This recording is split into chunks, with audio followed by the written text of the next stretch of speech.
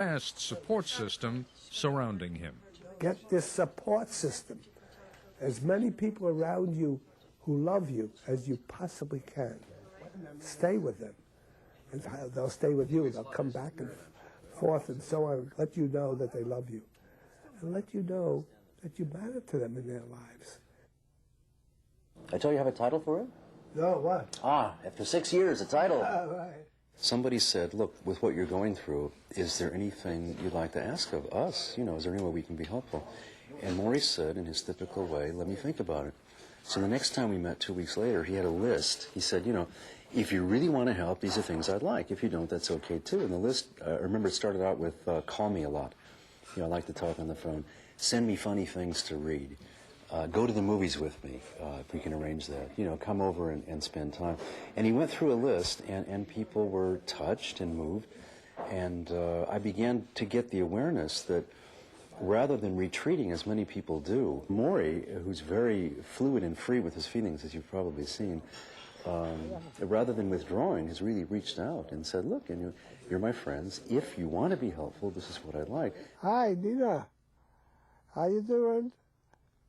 This is a time to do a life review, to make amends, to identify and let go of regrets, to come to terms with your unresolved relationships.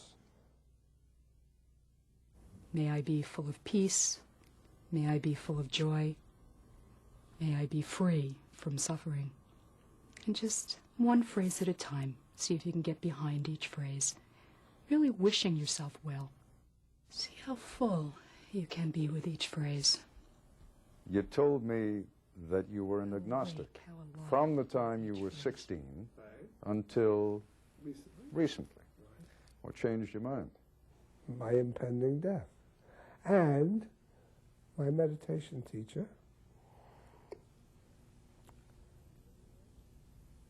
and a growing sense of the interconnectedness between all of us. I don't know if we have time for me to tell you the story about the wave. It'll take about 2 minutes. You want to hear it? There's this little wave, this he wave, who's bobbing up and down, I'll shorten it, bobbing up and down on the ocean, having a great time, and all of a sudden he recognizes he's going to crash into the shore. And this big, wide ocean, he's now moving toward the shore. And get annihilated. He gets so despairing. My God, what's going to happen to me? And he's got this sour, despairing look on his face.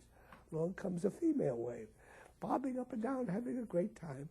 The female wave says to the male wave, why are you so depressed? The male says, you don't understand. You're going to crash into that shore, and you'll be nothing. She says, you don't understand. You're not a wave. You're part of the ocean. That's what I believe.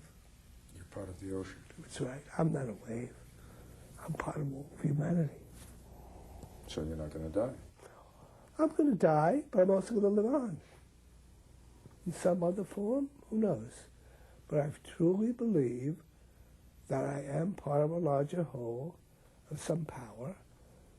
People call it God. I don't know if that's the right term for it. But I had to take time to get there. And now is the time to be there. But it's all a mystery. I still don't know the answer. I don't want to represent myself as a guru. I'm struggling to find what the answer is. But what I do know, what for me is the best way to handle this fatal illness and move into the next domain, whatever that is. Morrie, you and I are doing something that doesn't seem to be much in favor in this country.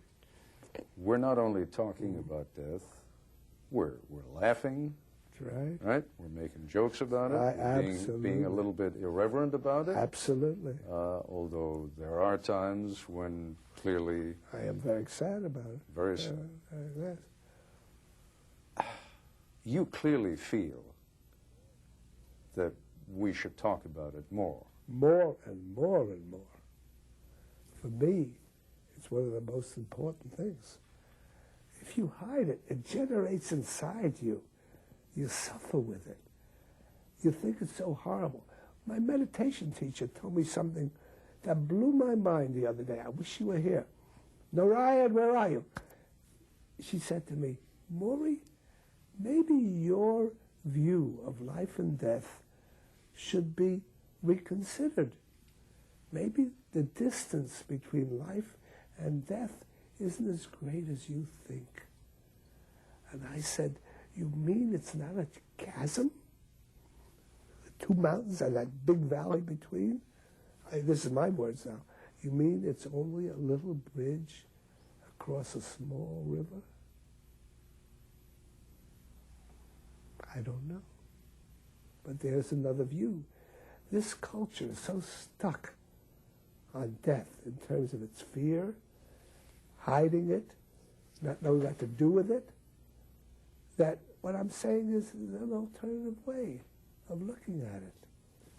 There's a charming quality to dying in that it teaches us a level of humility that we're incapable of having, I suppose, while we're healthy, while we're just full of the sense of our own importance and vitality. Right. Now, of course, the minute that you have a disease that you know is going to kill you, Right. it induces humility, doesn't it? Well, Fred, Ted, I Well, wouldn't so say you see, that. now that's inducing humility. Right, Yes. right. I wouldn't say that. I think I'm less humble now than I was before. Really? Believe it or not. Because I think I have some things to offer the world. I told you I was getting grandiose. Not swell-headed, but grandiose. I think that up to now I've been teaching small little classes, Brandeis kids, you know, who are going to go out and be lawyers, go out and be doctors. They'll do something good in the world, aside from making lots of money for themselves, which is so many of their objectives. But now I think that I'm able to do something through you and through other vehicles that I wasn't able to do before as a teacher. So, but if you mean humility, a real sense that I'm a simple human being like everybody else, vulnerable like everybody else, bound to die like everybody else.